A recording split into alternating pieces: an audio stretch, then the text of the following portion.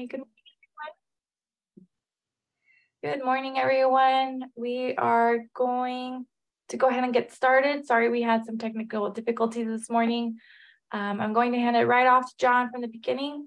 I do want to encourage you, though, to look into our help programs for some of these conversions you might be thinking for drip irrigation and high efficiency nozzles. You could get up, depending on how many you convert, up to $750. So I highly recommend checking out our website. I'll drop that in the link so that after the class, you can go ahead and take your time and look in there and see how much money you can potentially get back for converting from traditional sprinklers and irrigation systems to something more efficient. And I'm gonna let John take it away. At the end, we will be doing Q&A. So please drop your questions into the Q&A box. And if you want to chat directly with me or ask John a question, you can. But we'll go ahead and get started. Welcome, John. Welcome, Laura, and welcome to all you attendees out there. So today's episode is about converting your standard irrigation system into drip irrigation. And it's actually a very simple changeover. And I will have some pieces or parts for the irrigation system that I'll be showing you from time to time throughout the program. And those same pieces will also appear on your screen. There's a few very important things that you'll learn about converting standard sprinklers to drip irrigation. And we'll get into those right away. So when we want to water deeply, but infrequently. Every time we water, the water pushes the air out of the soil, and the plants can't live without air in the soil. So after we water, we want to wait as long a period as possible.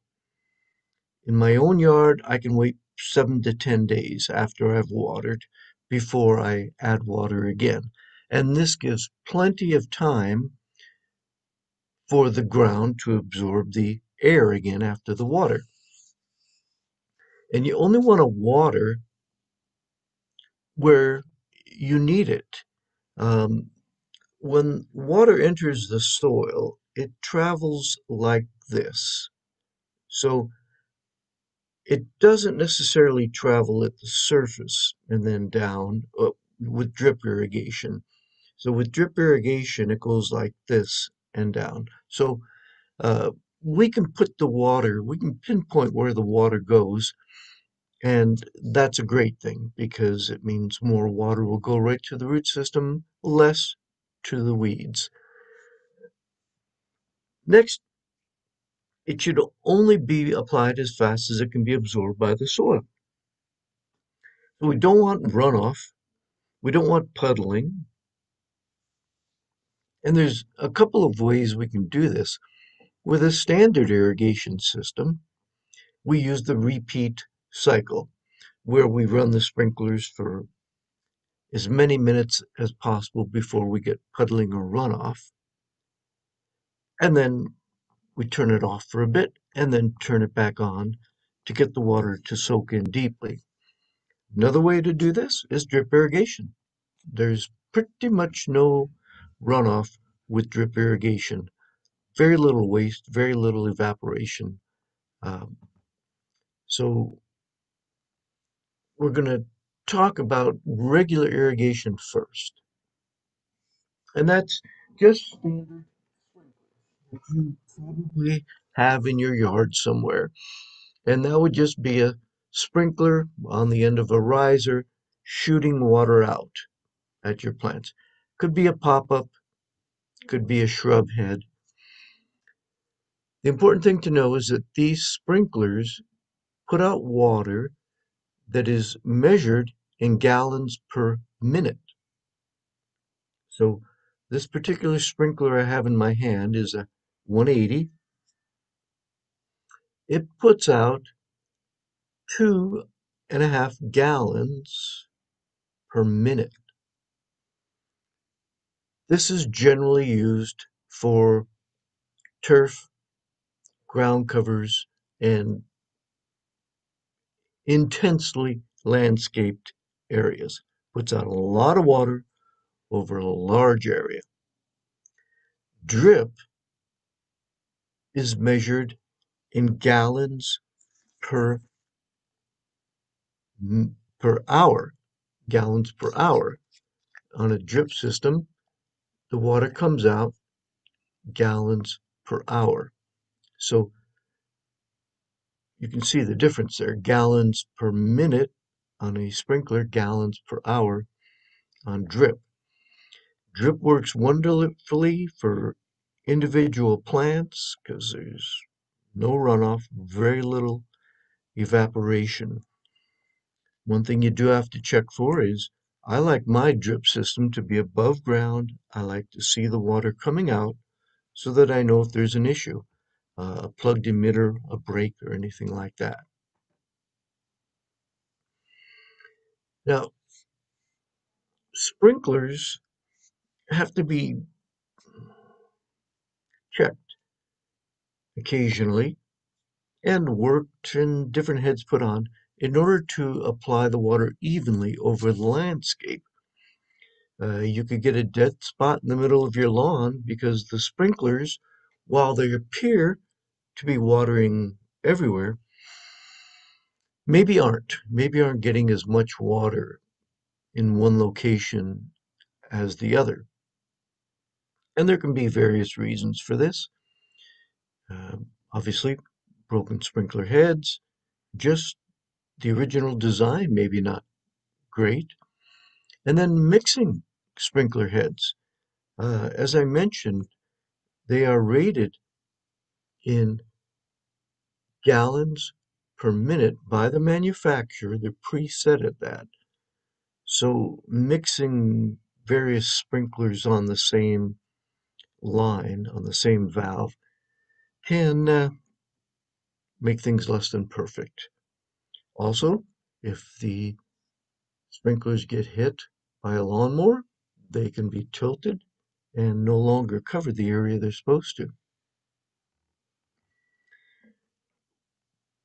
When you use this type here, a shrub head, it's used to water shrubs, and the water comes out and hits the plants.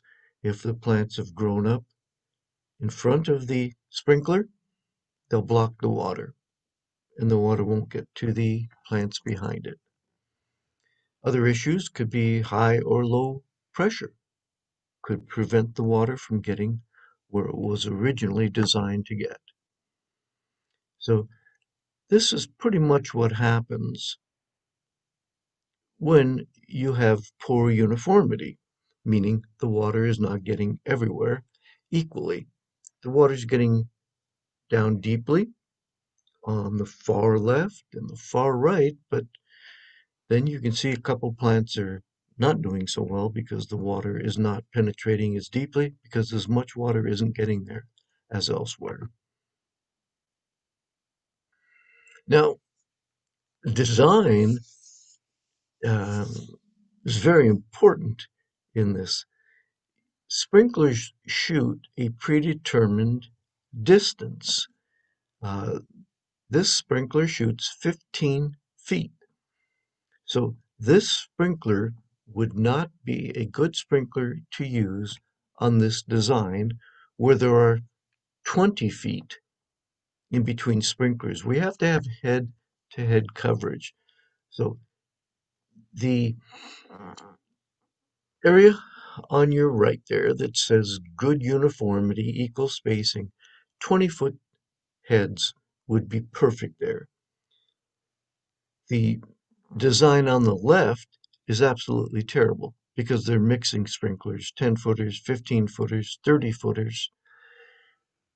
So with that design, they will never have really good coverage, certainly not uniform coverage.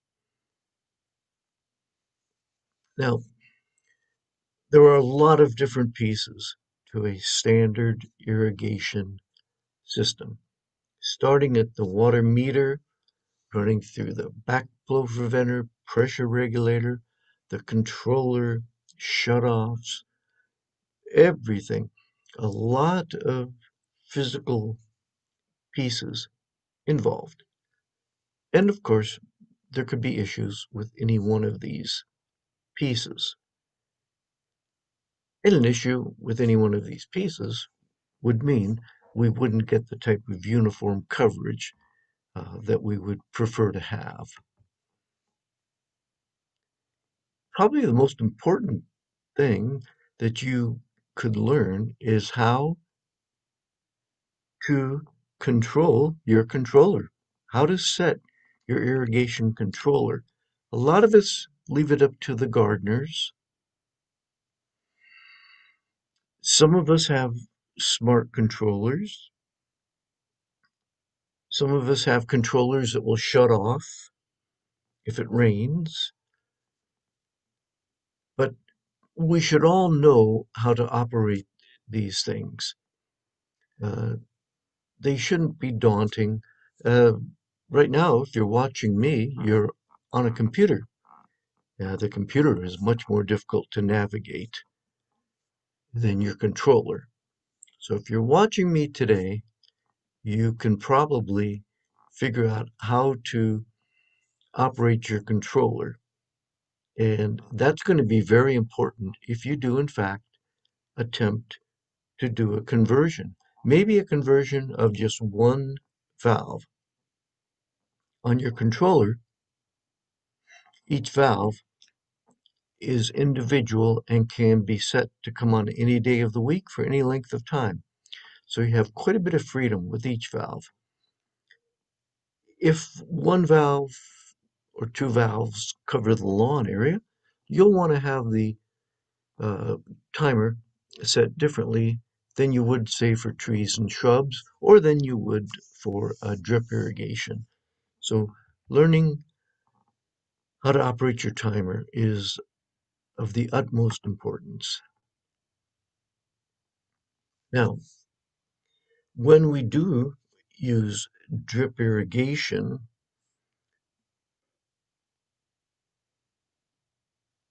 one thing that we will do is we will take our standard sprinklers off of our risers and then put a drip fitting on top.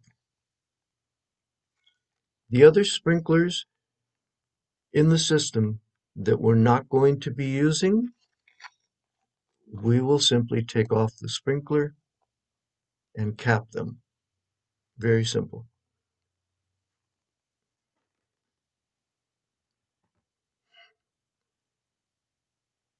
Now, if you have pop-up sprinklers, they also can be converted to drip. Um, a system like what you're seeing on your screen converts a rain drip pop-up to drip. And with this particular setup, you don't have to dig the entire sprinkler out. You simply unscrew the top of the sprinkler and insert the new fitting. It's called a conversion head. Uh, Now, this is exactly what is inside of this box right here. It looks exactly like a pop-up sprinkler, but in fact, inside of it is a filter, a little riser, and then fittings that will convert to your drip irrigation tubing. So this is one way to do it. This is where you're leaving the sprinkler body in. You're just unscrewing the top and taking the insides out.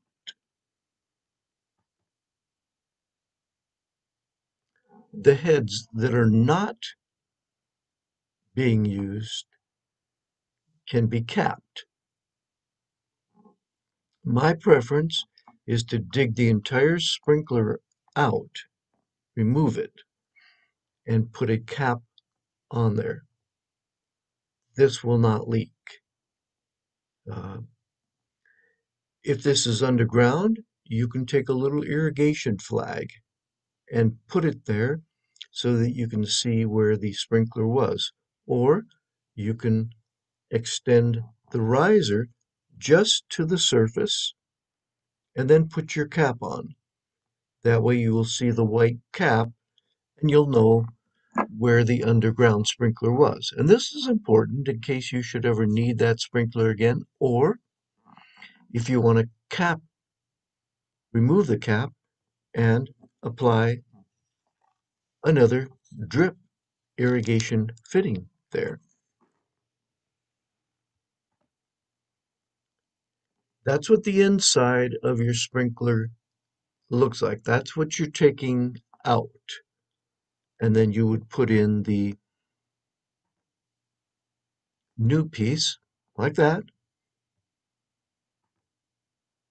And then you could connect drip tubing to it.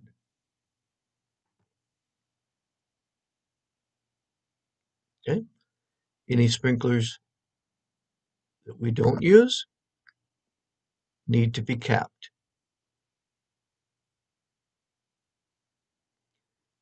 What we don't want to do is use a combination of standard sprinklers and drip. The gallons per hour and gallons per minute thing will just not work well. Okay?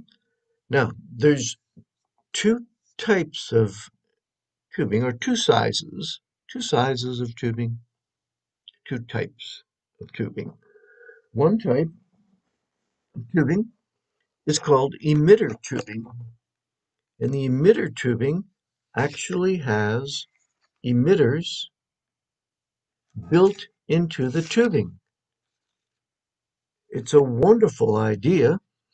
You hook it to your drip system and the water comes out of predetermined spots, uh, typically 12 inches apart. They're rated half gallon per hour. Uh, so if you look on your screen there, you'll see a hole on that tubing. That is emitter tubing, and a predetermined amount of water will come out of that tubing.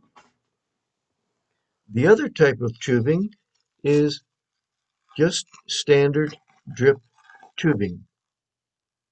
No emitters built in. It simply carries the water from one point to another.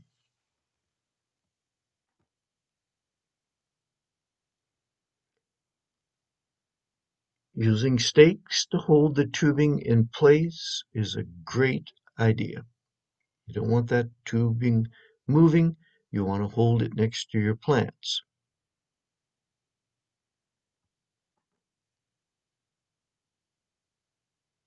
At the very end of your tubing, at the end of each line, in fact, you would like to be able to flush the water out.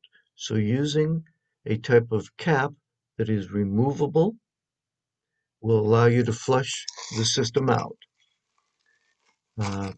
I try to do it a couple times a year, certainly at the beginning and end of each season, in case any debris has built up in the line.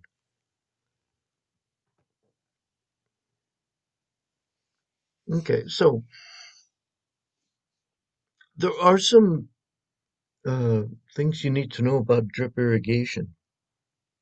The larger tubing, which is called half-inch tubing, it's a bigger tube, it holds more water, but can typically only run about a maximum of 300 feet before you lose too much pressure and volume to friction, etc. But I know that in my own yard, 300 feet of tubing is quite a bit and does an entire section of my yard nicely. Um, when you put the system in, you have to remember that the plants are going to grow. So if you put a dripper right at the base of a little plant, that's fine for today, but as the plant's roots grow, we need to get water out further. So on some larger plants, you may want to use 4 or more emitters on all 4 sides of the plant. Or if you're going to be using the emitter tubing, you can make circles around your plants. For instance, on a mature fruit tree, I have a circle 3 feet out from the trunk and another circle 6 feet out from the trunk. This gives me a 12-foot diameter and a 6-foot diameter of water all the way around the tree. This seems to work pretty good. Uh, on a slope, place your emitters uphill and make sure that your emitters fall within what we call the canopy of the tree. Not so much up near the trunks of the trees. As I mentioned, my nearest emitter is probably 3 feet out from the trunk on my larger fruit trees. On the roses, I start a little closer, maybe a foot, and then 2 feet out. Roses don't have nearly as big a root system as a fruit tree. Now, one of the things that a drip system uses that a standard irrigation doesn't really use is a filter. And filters are very simple. They can be installed just about anywhere on the drip line, and they can be installed at the valve. They can be installed anywhere further out, and they're very helpful because they can and will filter the debris out of the water so that your emitter tubing or your individual emitters will not get clogged. Okay? Pressure regulators may be necessary. Once again, very simple pieces. Depending where your system is hooked up, this piece can be installed. I don't know how well you can see this, but I'll explain you. It can be installed right at the faucet. If you're using a faucet for your drip system, this fits right on the faucet, and then you can connect your tubing. If you're using a sprinkler system, this will fit on the valve. Put it on the valve, the outgoing part of the valve, with your filter. Both pieces will fit on there. Or if you're doing a conversion, you can install the pressure regulator and the filter at the point where you're getting your water, which could be a riser, a where a sprinkler head was. Okay, it's the pieces are very simple. You don't need any glue. They simply screw together. Um, so no special tools needed, no pipe cutters. So it's once you've done it in one area of your yard, you'll see just how simple it is. And if you're like me, you'll convert the entire yard to drip. So are there disadvantages of drip? Uh, Certainly. One would be seeing the system working. That's why I leave my system at the surface. So when my system's on, I can walk the entire system in a few minutes and see that all of the emitters are working and the plants are getting watered. Whereas with your standard sprinkler system, it's shooting water great distances. You can see the water pouring out of the sprinkler. With a drip, the water is simply coming out at a very slow rate. You can see it, but you do have to walk the system to see it. Okay? Uh, Drip does not wash the bugs or the disease or the dust off of the foliage.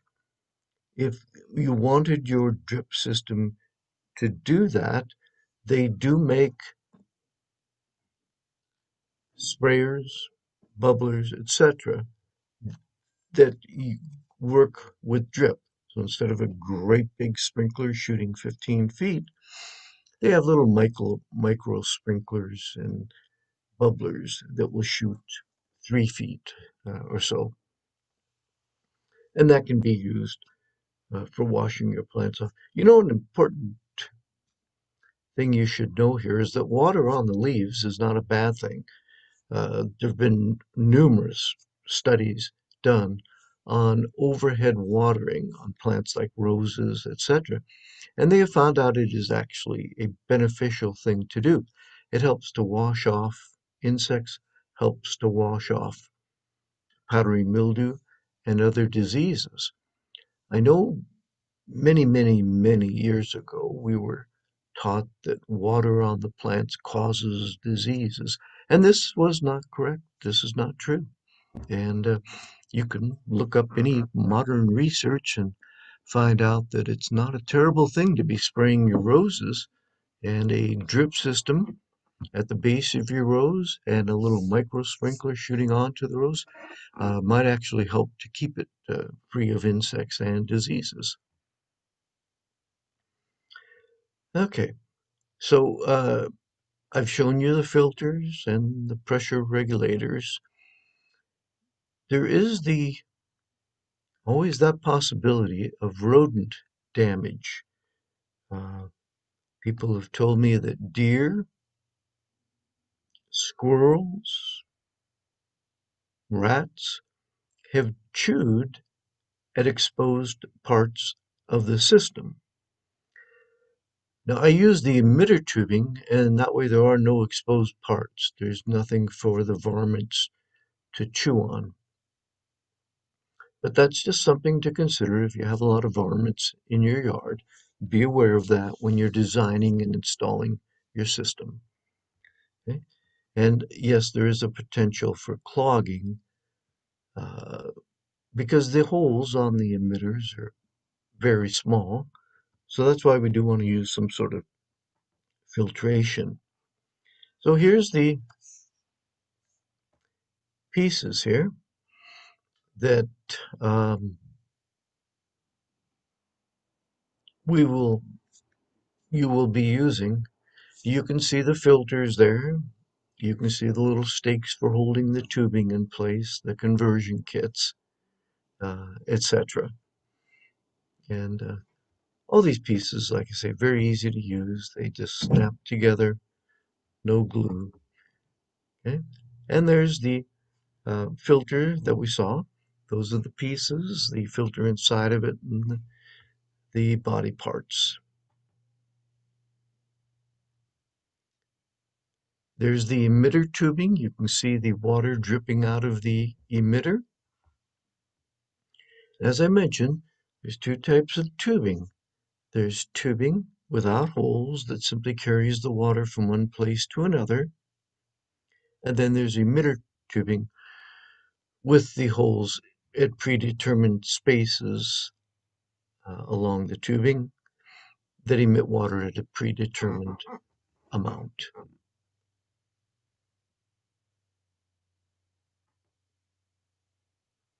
And lastly, there's soaker hoses. These are good for temporary. They don't last quite as long. You get a couple of years out of them.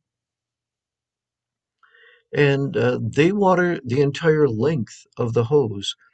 So, for instance, people that maybe have oak trees or pine trees that don't need to be watered very frequently, they can pull out a soaker hose, make several circles around the tree, hook it to a garden hose, and turn it on for an hour or two and thoroughly water the root system of a tree. I know a lot of folks out in Canyon Country, Agua Dulce, Acton, they have uh, trees that are not part of the regular irrigation system, and they don't tend to water them as frequently. A soaker hose would be a good way to do that. You can simply take the soaker hose, move it from one tree to the next, run it for several hours, get the entire root system wet, and not have to worry about it for another month or so.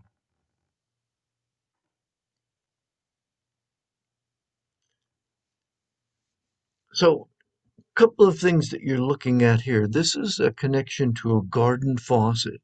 And you see, the first thing to do is probably put on a, uh, a splitter, a hose Y, so that you can continue to use your garden hose if you want, and the other part of it can be hooked up to your drip system. You can see the filter on there and a timer. And there's different types of timers. The battery operated timers can be used on your faucet to turn the drip system on and off, run it for the days that you want and the amount of time that you want. So the battery operated timers are excellent. And then you see your pressure regulator in there and your filter, all the pieces that we've talked about. Now here's something that we don't really want to do, and this is mixing our drip system with the regular irrigation system. Uh, Kind of wasteful. Now, I have seen people that have standard irrigation watering the roses, and perhaps they want to get a little more water right at the base of the rose where the root system is. So they may want to connect a drip system to running small tube and then put the with the sprinkler. So in this case, they would be running the sprinkler to shoot up at the plant and the drip system to water the base of the plant. That is probably okay, but what you see here on the screen, that is not okay. Okay, so pop-up heads, this is what you typically have in your lawn, and the top of the sprinkler pops up a distance of 2 feet. I'm sorry, 2 inches, 4 inches, or maybe 6 inches, so that it gets up above the grass and can shoot a greater distance. The shrub head types, the types that I'm showing you here, just stay still and they shoot the water out. There are high efficiency nozzles that are available that you can put on your pop-ups or your shrub head sprinklers that save a lot of water. And I believe the water district has a rebate. If you use these sprinklers, they will give you money back. Quite often, the purchase price of the sprinklers. So you can save money and water. They're called high efficiency nozzles, and you can retrofit the entire sprinkler system with them. And I would recommend that rather than mixing the nozzles. If you're going to convert an area, do it all to these high efficiency nozzles. Don't leave a few of the old types of nozzles on when you're doing your reconversion. And it's quite simple. Simply take your sprinkler, remove the head, take your new high efficiency sprinkler and filter.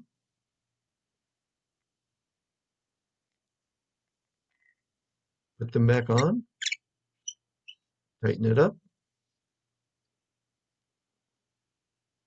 and you're done. So the optimal watering time is typically early in the morning. Now I know the Southland Sod Farm that is the grower of Marathon sod. They prefer early watering between 6 and 8 a.m. They want the water to be applied early, typically right before sunup or as the sun's coming up, and no afternoon or late watering. And watering at night can be an issue too. So early morning. Now, how often should the plants be watered? Well, obviously, there's going to be a lot of factors involved in that, the type of soil. If you have a heavy clay soil, you don't have to water very often because it really holds moisture. The time of year, July, you're going to use a lot more water than you are in December. When the Santa Ana winds come, dries things out. So we have to be able to change our watering at various times of the year. That's why knowing your controller, how to set your controller, is so terribly important.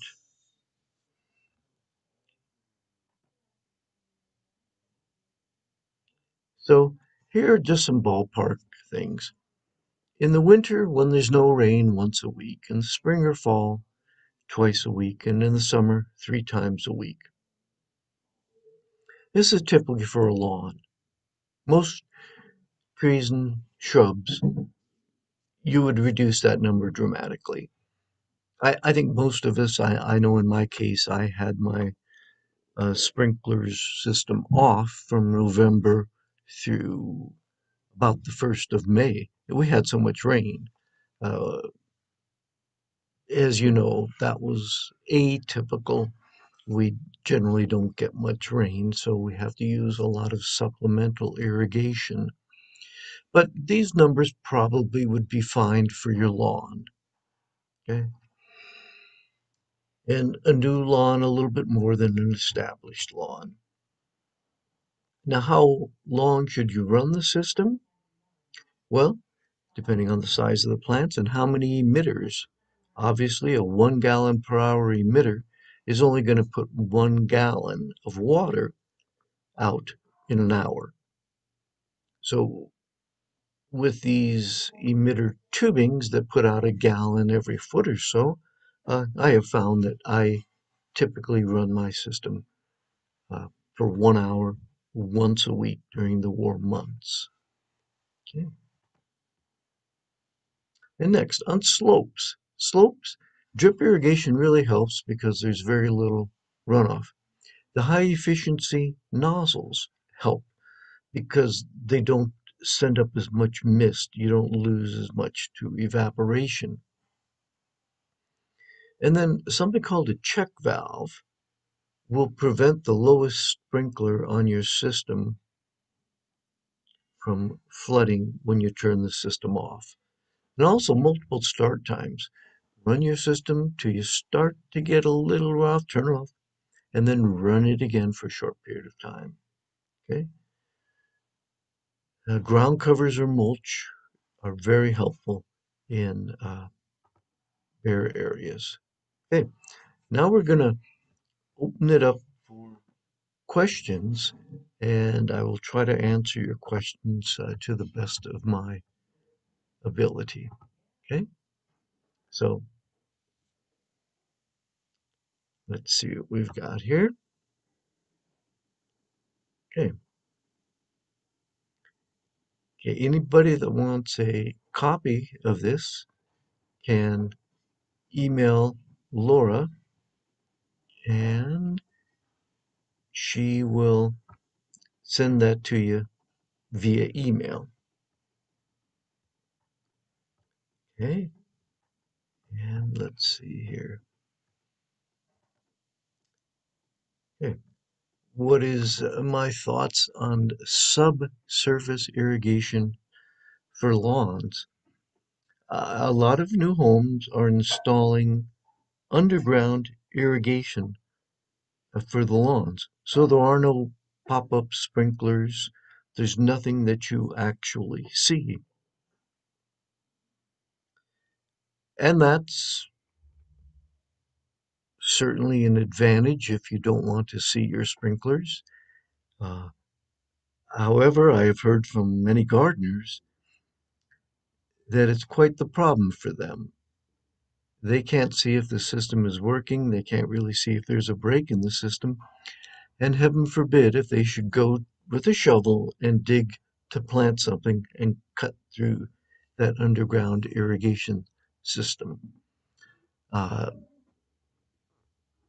so that's my thoughts on it. It's not something you want to install if you already have a lawn.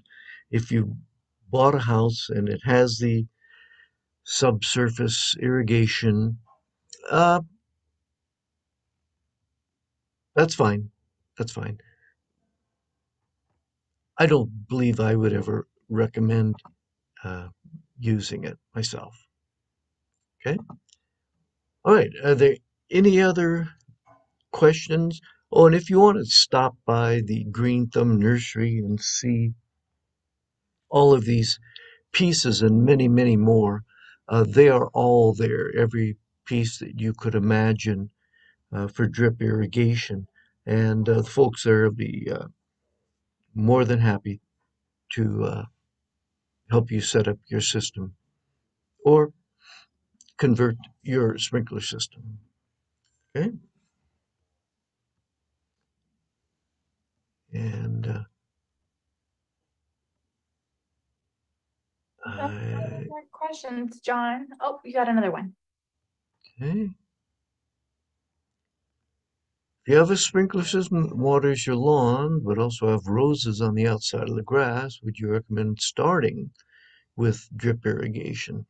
Well, um, as I mentioned, there are ways to convert perhaps the sprinklers on the edge of your lawn with a drip tube to go to the base of your rose. But as I mentioned, there's nothing wrong with standard sprinklers on roses. Um, it's just the time frame. Sprinklers typically don't come on for a very long period of time.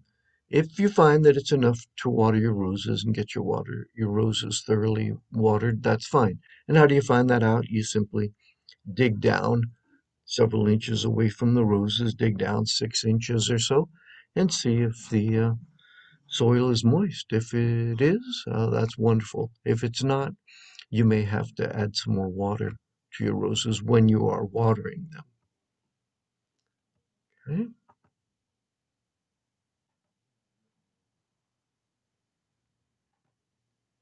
All right, Laura, do you see any other questions there?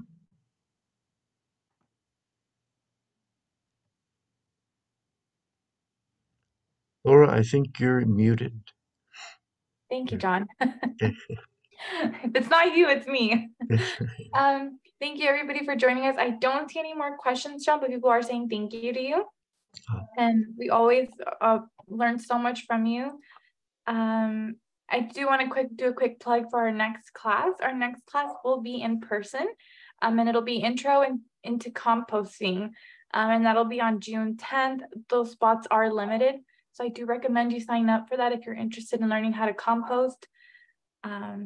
And that's pretty much it for today. Thank you, John, for all the wealth of knowledge you shared with us today. I hope it was easy enough to understand that you can easily convert from regular sprinklers to drip. I certainly will be using what we learned today. So thank you, John, and thank you to everybody for joining us. Okay. Looks like there's one more question. It says, are high efficiency heads helpful for eliminating overspray on adjoining structures. And I will just tell you this, that sprinklers are designed to go a particular distance. For instance, I mentioned this one is set to go 15 feet. You can buy them to go 12 feet, 10 feet, 8 feet, 5 feet. So I would suggest buying the sprinkler that is designed for the particular length or distance that you need it to go. And some high efficiency heads can be uh, dialed down, as it were, or adjusted to not go as far. And then you can also buy sprinkler heads uh, that will go the distance you want them to go.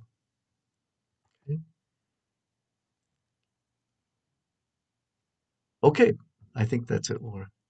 All right, John, thank you. You have a great day. Everybody enjoy your Saturday. All right, thank you, Laura, and thank you, participants.